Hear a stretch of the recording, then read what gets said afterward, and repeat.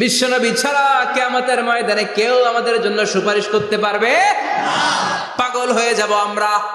সূর্যটা মাথার কাছে, ক্ষুধায় তৃষ্ণায় জিহ্বাটা কুকুরের মতো বের হয়ে ঝুলতে থাকবে, মাথার মগজগুলো গলে গলে নাকের ছিদ্র দিয়ে কানের ছিদ্র দিয়ে বেয়ে বেয়ে পড়তে থাকবে।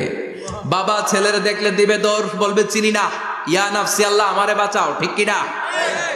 পীর সাহেব মুরিদ রে বলবে চিনি না, মুরিদ পীর সাহেব রে বলবে চিনি না, ভাই ভাই রে চিনবে না।